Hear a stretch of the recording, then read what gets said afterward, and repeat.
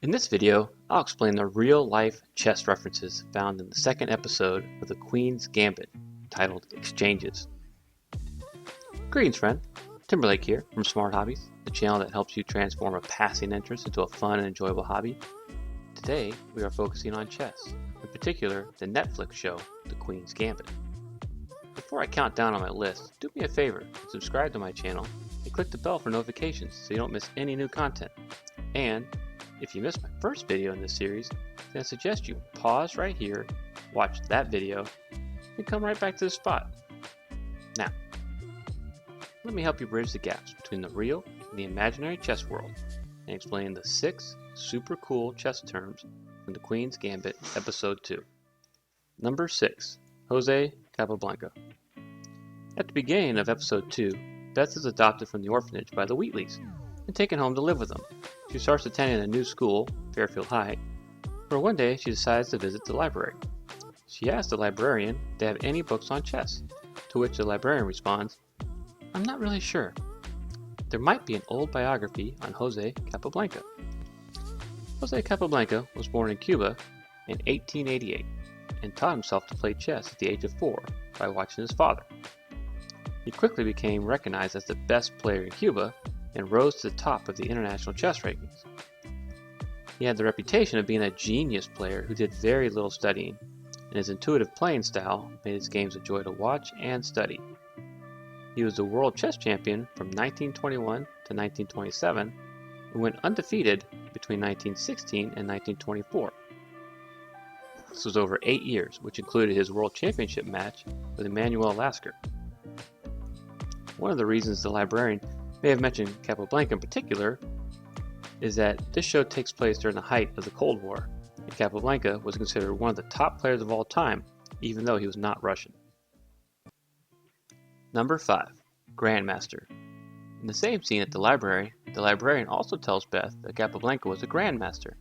Beth asks, "Well, what's a Grandmaster?" The librarian replies, "A genius chess player." A Grandmaster is considered the best of the best chess players. The standards and qualifications have changed slightly over the years, but generally, a Grandmaster is a chess player, male or female, who's good enough to play in World Championship qualifying tournaments or other elite events. The title is good for life and considered a high honor for any player. Coincidentally, Capablanca was never officially awarded the title Grandmaster. The International Chess Organization FIDE did not begin officially awarding the title until 1950. And it did so only to players alive at the time.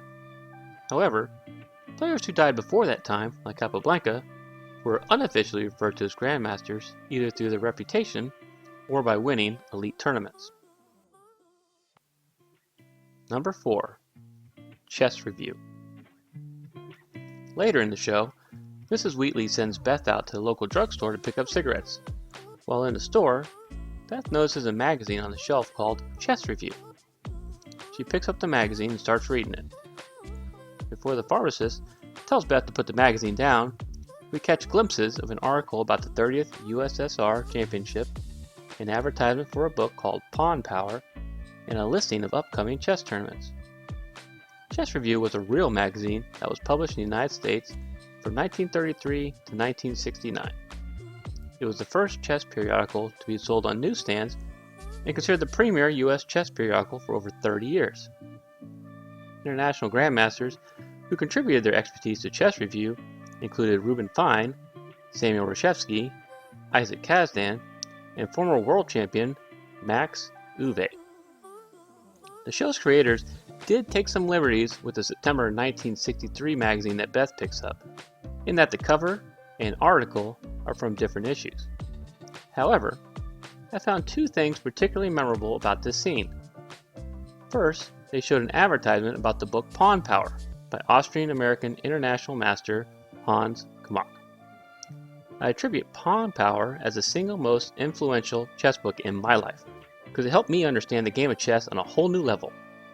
Much of the terms that Beth uses to describe pawn structures, such as backward pawns, doubled pawns, and isolated pawns, are explained very well in Pawn Power. I plan to cover this specific book more in depth in a future video. Second, the articles about the Soviet chess players not only seem to pique and foreshadow Beth's interest in Russia, but it also shows the impressive strength of the Russian players at that time.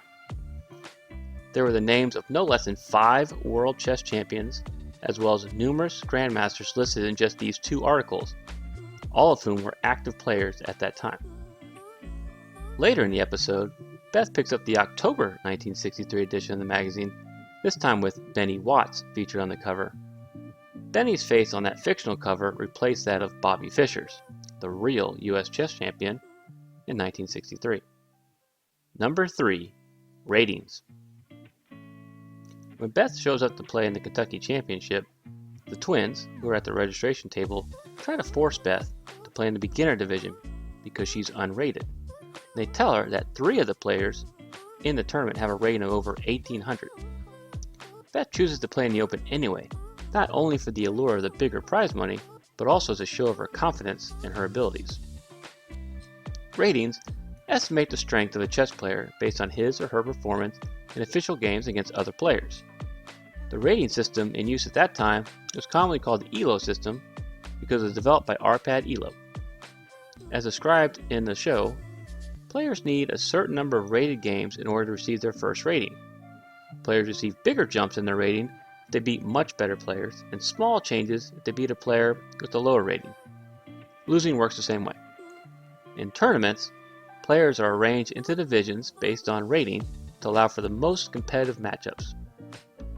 When players have a rating disparity of 400 points or more, then the lower rated player has almost no chance of winning. The twins assumed Beth was a weak player since she had no tournament experience. They thought she would not have a chance in the Open, and the players who would beat her would gain nothing from it, either competitively or from a ratings perspective. In addition to organizing and sanctioning official chess tournaments, the United States Chess Federation, or USCF, keeps the official results to include player ratings. I remember, the days before internet, eagerly waiting 1 to 2 weeks after a tournament to receive my rating update in the mail, which would seem like an eternity to me. Throughout the rest of the series, we get to see Beth get the same updates in the mail as her rating climbs higher and higher. Number 2. Modern chess openings. Okay, I skipped over this reference in my first video, but I'm going to cover it here. After Beth wins the Kentucky Championship, she uses some of the prize money to buy chess books, which includes modern chess openings. In the first episode, we saw Mr. Scheibel give Beth his copy of Modern Chess Openings for her to study, but that was the 7th edition from 1946. Beth buys a newer version, the 9th edition, which was from 1957, and the latest version at the time. Modern Chess Openings, or MCO for short, was the premier reference book on chess openings throughout most of the 20th century.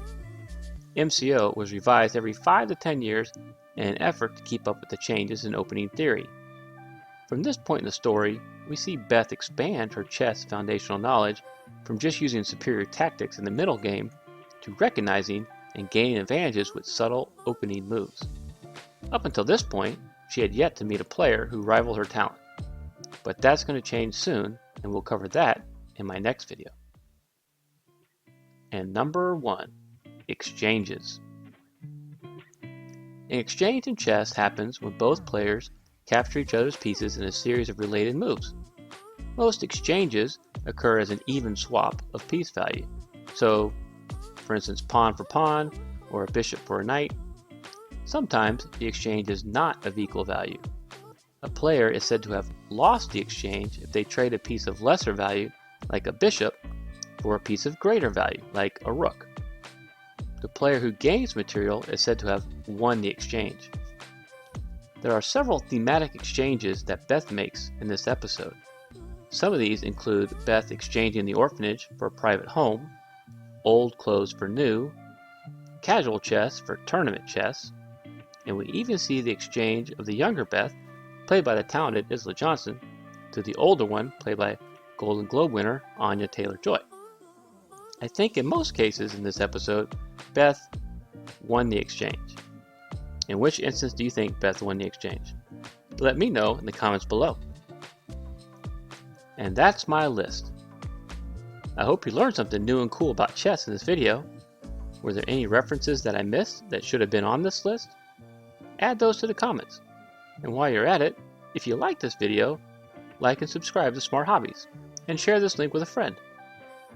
I also recommend you check out these videos from my channel about other hobbies that may interest you as well.